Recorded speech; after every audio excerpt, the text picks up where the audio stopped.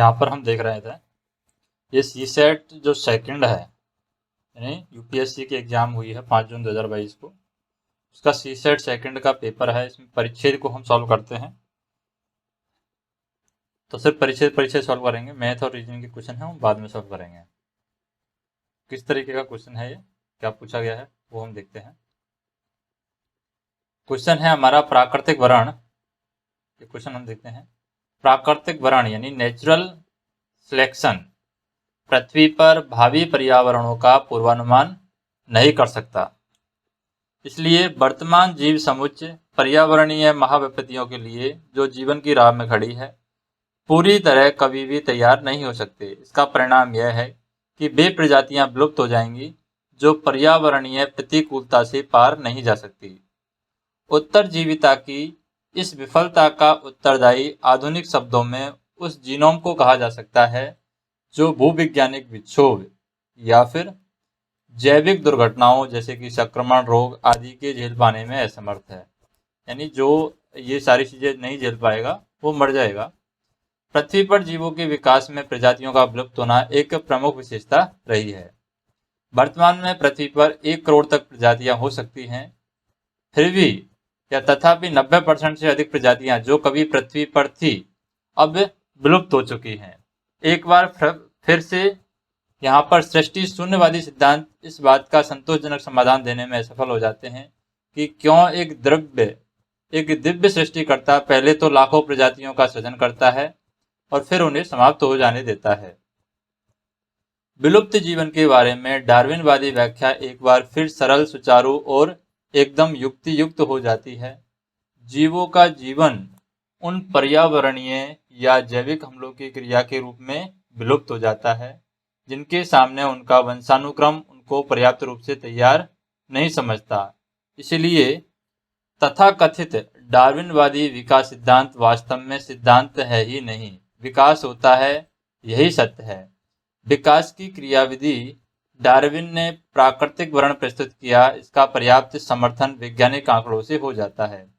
वास्तव में अभी तक डार्विन के 2 केंद्रीय विचारों में से किसी का भी किसी जंतु वैज्ञानिक, वनस्पति वैज्ञानिक, भूविज्ञानिक, जीवाश्मीय, आनुवंशिकी, भौतिक साक्ष्यों ने खंडन नहीं किया है। यदि धर्म का विचार न करे तो डार्विन के नियम ठीक ठीक से यहाँ पर क्या है, कोपरनिकस, गैलीलियो, न्यूटन, आइंस्टीन द्वारा प्रस्तावित नियमों की तरह ही स्वीकार्य हैं और ये प्राकृतिक नियम समुच्चय हैं जो भूमंडल में प्राकृतिक घटनाओं की व्याख्या करते हैं। तो इस परिच्छेद के अनुसार प्राकृतिक वर्ण पृथ्वी पर भावी पूर्वावरणों का पूर्वानुमान नहीं कर सकता। अब ये पूर्वानुमान क्यों नहीं कर सकता, तो ये यहाँ पर हम देखें आंसर कि ये पूर्वानुमान क्यों नहीं कर सकता। पहला तो जो प्रजातियां अपनी राह में खड़े पर्यावरणीय परिवर्तनों का सामना करने के लिए पूरी तरह तैयार नहीं है, वे विलुप्त हो जाएंगी। ये सीधा सीधा दिया हुआ है यहाँ पर हम देखें, इसका परिणाम यह है कि वे प्रजातियां विलुप्त हो जाएंगी जो पर्यावरणीय प्रतिकूलता से पार नहीं जा सकती। दूसरा हम देखें कि सभी वर्तमान प्रजातियां विलुप्त हो जाएंगी क्योंकि उनके जीनोम जैविक दुर्घटनाओं को नहीं झेल सकते। तो सभी वर्तमान प्रजातियां विलुप्त नहीं होंगी, ये गलत है। जो प्रजातियां यहाँ पर वो झेल नहीं पाएंगी पर्यावरणीय परिवर्तनों को, वो विलुप्त होंगी। तो दूसरा नंबर गलत है। तीसरा हम देखें, पर्यावरणीय परिवर्तनों को झेल पाने में जीनोम की अक्षमता के परिणाम स्वरूप विलोपन हो जाएगा। तो ये सही है, क्योंकि ऐसे जीनोम जो पर्यावरण परिवर्तन को झेल नहीं पाएंगे वो विलोपन हो जाएगा। जैसे यहाँ पर ये स्टेटमेंट कहाँ पर दिया हुआ है, यहाँ पर हम देख सकते हैं, उत्तरजीविका की इस विफलता का उत्तरदायी आधुनिक शब्दों में उस जीनोम को कहा जाता है जो भूविज्ञानिक विक्षोभ या जैविक दुर्घटनाओं को झेल पाने में असमर्थ है। फिर प्रजातियों का विलोपन एक आम लक्षण है, तो ये बात भी सही है, क्योंकि प्रजातियां जो झेल नहीं पाएंगी उनका विलोपन हो ही जाएगा। तो ये स्टेटमेंट सही है। तो 1, 3 और 4 यहाँ पर सही है, तो ये ऑप्शन हमारा सही होगा। नेक्स्ट हम देखें, इसी परिच्छेद में बताया गया है, तो इसमें हम ये भी देख सकते हैं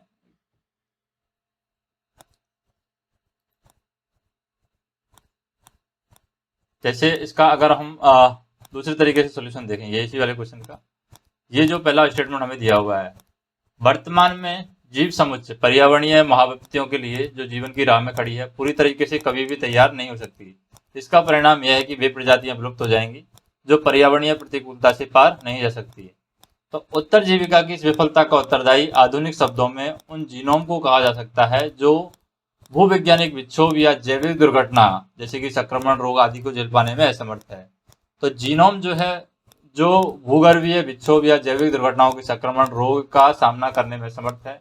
इसका अर्थ केवल जीनोम जो जैविक दुर्घटना का सामना करने में सक्षम नहीं है वे विलुप्त हो जाएंगे, सभी जीनोम यहाँ पर विलुप्त नहीं होंगे। और जीव पर्यावरणीय तबाही के लिए पूरी तरीके से जिम्मेदार नहीं हो सकते हैं और विलुप्त हो जाएंगे, यानी जो तैयार नहीं होंगे, पर्यावरण तबाही के लिए पूरी तरीके से तैयार नहीं हो सकते हैं तो वो विलुप्त हो जाएंगे। और इसमें हम देखें इस परिच्छेद में स्पष्ट रूप से उल्लेख किया गया है कि पृथ्वी पर जैविक विकास में प्रजातियों का विलुप्त होना एक प्रमुख विशेषता मानी गई है। दूसरा स्टेटमेंट दिया गया उस पर कि यह परिच्छेद यह सुझाता है कि विकास का डार्विनवादी सिद्धांत कोई सिद्धांत है ही नहीं। तो ये क्यों बताता है कि ये सिद्धांत है ही नहीं, डार्विनवादी जो सिद्धांत है वो सिद्धांत है ही नहीं? क्योंकि विलोपन जो है वो पर्यावरणीय और जैविक अम्लों की क्रिया है, पर्यावरण की क्रिया है और जैविक अम्लों की क्रिया है विलोपन। तो ये जो विकास का डार्विनवादी सिद्धांत है वो सिद्धांत नहीं है, ये हमें बताता है। तो इसमें हम देखें कि विलुप्त जीवन के बारे में डार्विनवादी व्याख्या एक बार फिर सरल, सुचारू और एकदम युक्तियुक्त हो जाती है। जीवों का जीवन उन पर्यावरणीय या जैविक अम्लों की क्रिया के रूप में विलुप्त हो जाता है जिसके सामने उसका वंशानुक्रम है उसको पर्याप्त रूप से तैयार नहीं समझता है।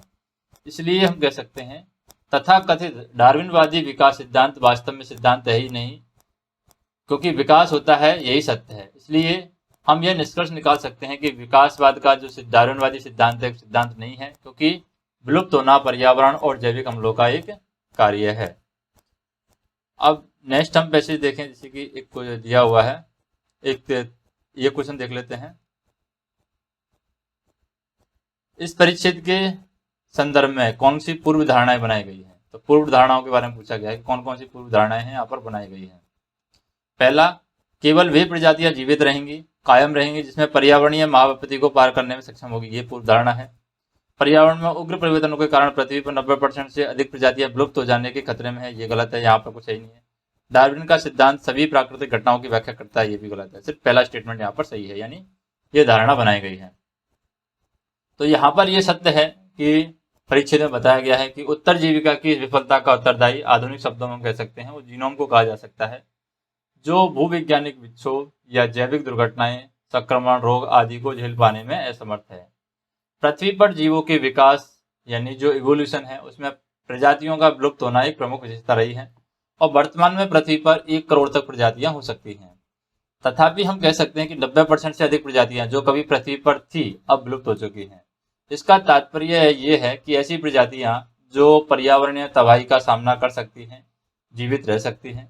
और इस संदर्भ से बाहर हम कह सकते हैं कि लेखक जो है मार्ग में पर्यावरण में भारी परिवर्तन पर चर्चा नहीं करता है, जैसे यहाँ पर दिखाया गया है पर्यावरण में उग्र परिवर्तन, यानी ये लेखक है कभी भी परिच्छेद में ये नहीं बता रहा है कि उग्र परिवर्तन पर्यावरण में होगा, इस तरीके की चर्चा लेखक है वो परिच्छेद में नहीं कर रहा है।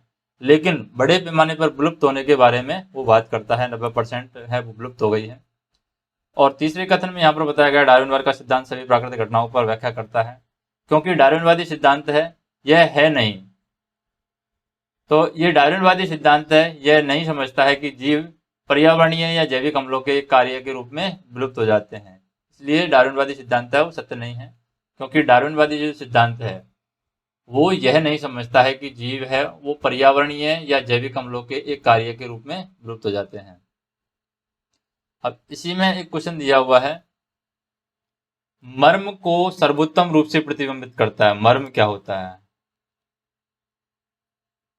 तो ये हम 33 क्वेश्चन देख लिया, ये मर्म वाला है वो नेक्स्ट उसमें रहेगा, यानी कि हमारा नेक्स्ट गद्यांश हम पढ़ेंगे, परिच्छेद हम पढ़ेंगे, इसमें रहेगा। जैसे कि इसको पढ़ते हैं परिच्छेद को और इसको सॉल्व करेंगे हम फिर।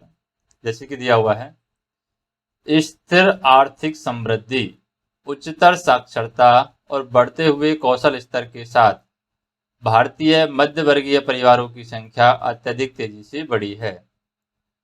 इस संपन्नता के पीछे परिणाम ये हुए हैं कि आहार प्रतिरूपों और ऊर्जा उपभोग स्तरों में बदलाव आए हैं। लोग दुग्ध उत्पादन, मछली और मांस जैसे उच्चतर प्रोटीन आधारित आहार लेने लगे हैं, और जिन सभी के उत्पादन में अनाज आधारित आहार के उत्पादन की अपेक्षा कहीं अधिक मात्रा में जल की आवश्यकता होती है। इलेक्ट्रॉनिक, विद्युत मशीनों, औजारों, मोटर वाहनों के बढ़ते हुए उपयोग के लिए अधिकाधिक ऊर्जा की आवश्यकता होती है, और ऊर्जा के जनन के लिए हमें जल की आवश्यकता होती है। तो इसमें ये पूछ रहा है कि ये जो स्टेटमेंट है, तो कौन इस परिच्छेद में मर्म को सर्वोत्तम रूप से प्रतिबिंबित करता है?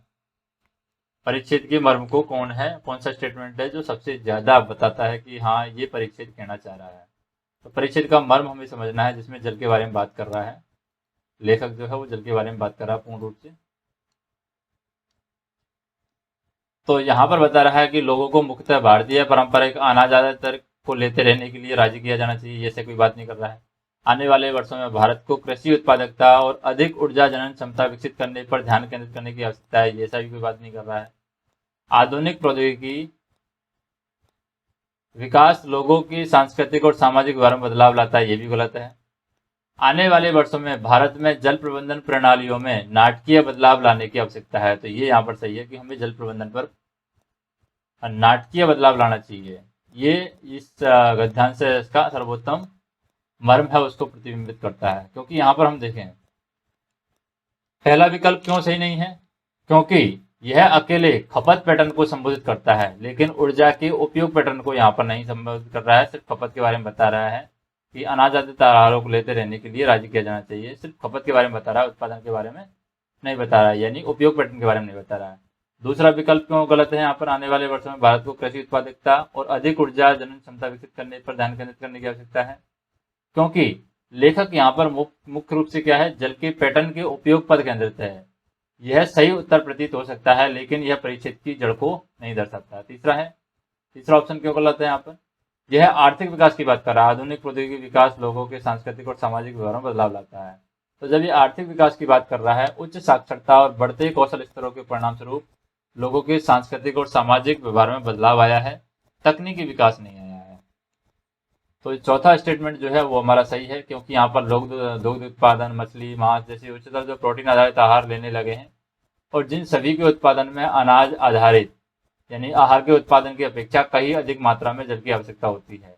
इलेक्ट्रॉनिक्स और विद्युत मशीनों, औजारों, मोटर वाहनों के बढ़ते हुए उपयोग के लिए अधिकाधिक ऊर्जा की आवश्यकता होती है, और ऊर्जा के जनन के लिए जल की आवश्यकता होती है।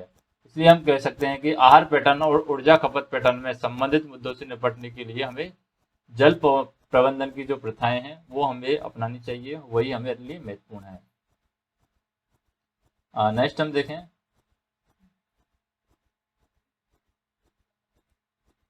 नेक्स्ट है हमारे पास में ये गद्यांश है, परिच्छेद है, इसको हम देखते हैं।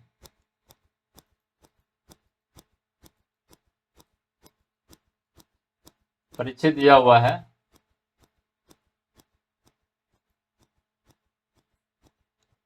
जैसे पिछली 2 या 3 पीढ़ियों से व्यक्तियों को सतत बढ़ती हुई संख्या मनुष्यों की तरह नहीं बल्कि केवल कामगारों की तरह जीवन जीती रही है। अत्यधिक मात्रा में श्रम करना आज समाज के हर क्षेत्र में एक नियम बन गया है, जिसका परिणाम यह हुआ कि व्यक्ति में आध्यात्मिक तत्व की संपन्नता नहीं हो पाती है। वह अपने थोड़े से अवकाश समय को किसी गंभीर गतिविधि में लगाने में अत्यधिक कठिनाई महसूस करता है। वह मनन करना नहीं चाहता है, या नहीं, यदि वह चाहे तो कर भी नहीं पाता।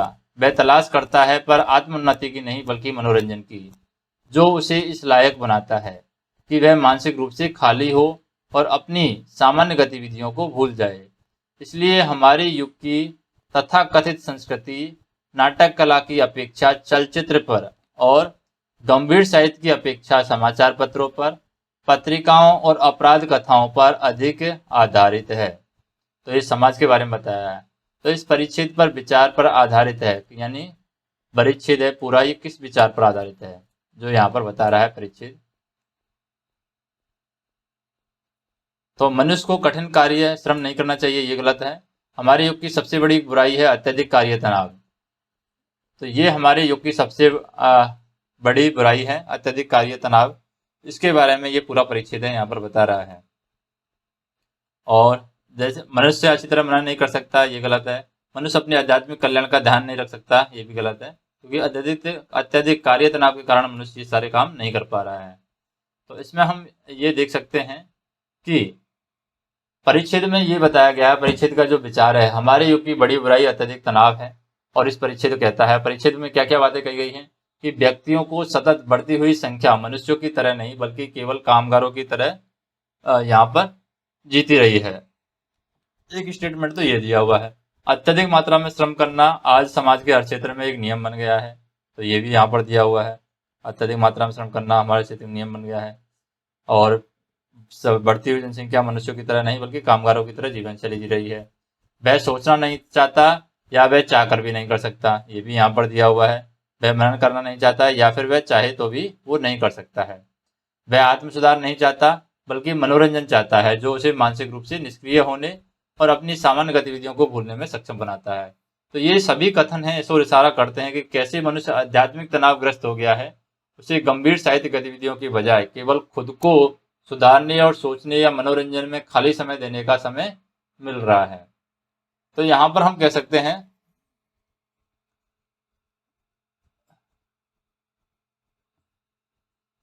तो यहाँ पर जैसे देखें जो स्टेटमेंट दिया हुआ है वो कौन सा स्टेटमेंट है, जैसे कि मनुष्य को यहाँ पर एक क्वेश्चन दिया हुआ है, मनुष्य आत्मोन्नति की तलाश नहीं करता क्योंकि।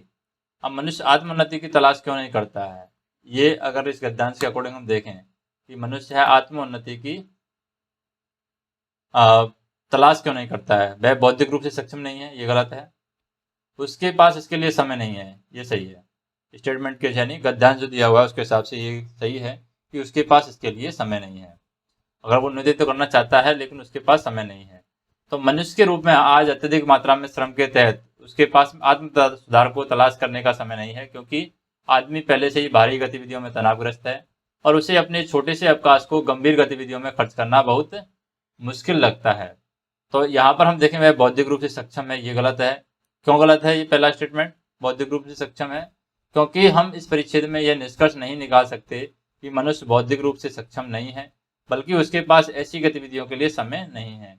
तीसरे विकल्प में हम देखें उसे भौतिकवाद से भ्रमित कर दिया है, ये भी गलत है, क्योंकि भौतिकवाद दिए गए परिच्छेद में चिंता नहीं है बल्कि उसके दिमाग को निष्क्रिय रखने के लिए मनोरंजन की तलाश है।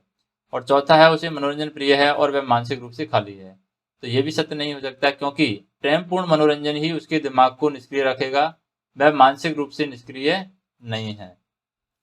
तो ये स्टेटमेंट भी यहाँ पर दिया। अब हम एक और देख लेते हैं, यहाँ पर जनांगीय लाभांश, जनांगीय लाभांश के बारे में बताया गया है। जनांगीय जो लाभांश है, जनांगीय लाभांश का अवसर जो भारत में शुरू हो चुका है, जिसके और कुछ दशक तक चलने की संभावना है, एक बहुत बड़ा संभावना समय है।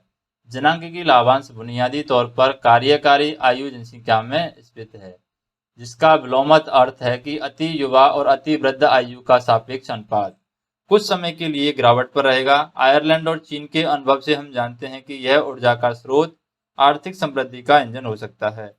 जनांगीय लाभांश की प्रवृत्ति किसी देश की बचत दर को बढ़ाने की होती है, क्योंकि किसी भी देश में कार्यकारी आयु जनसंख्या को मुख्य बचतकर्ता होती है और चूंकि बचत दर समृद्धि का महत्वपूर्ण चालक होती है, इससे हमारी समृद्धि दर को बढ़ाने में मदद लेनी चाहिए। तथापि जनांगीय लाभांश के लाभ कार्यकारी आयु जनसंख्या की गुणता पर निर्भर होते हैं और इसका निहितार्थ है शिक्षा, कौशल अर्जन और मानव पूंजी की महत्ता का स्मरण दिलाना। तो जब जनांगीय लाभांश शुरू हो जाता है तब किसी देश में क्या अवश्य घटित होता है, पहला निरक्षर लोगों की संख्या घटेगी। अगर जनांगीय लाभांश शुरू हो गया तो निरक्षर लोगों की संख्या घटेगी, ये गलत है। अति वृद्ध और अति युवा आयु का अनुपात कुछ समय के लिए घटेगा, ये सही है। अति वृद्ध और अति युवा जो है उनका आयु का अनुपात है वो कुछ समय के लिए घट जाएगा अगर जनसांख्यिकीय लाभांश है वो स्टार्ट हो गया, तो स्टेटमेंट है सेकंड यहाँ पर सही है। क्योंकि परिच्छेद में दिया गया है जनांगीय लाभांश मूलतः रूप से कामकाजी आयु की जनसंख्या के लिए स्थिति है, जिसका जिसका इसके विपरीत अर्थ है कि बहुत कम आयु और बहुत पुरानी इच्छा का सापेक्ष अनुपात है, कुछ समय के लिए गिरावट पर रहेगा। तो स्पष्ट रूप से बताता है कि कुछ समय के लिए बहुत बूढ़े और बहुत युवा का अनुपात है वो घट जाएगा, ये सही है।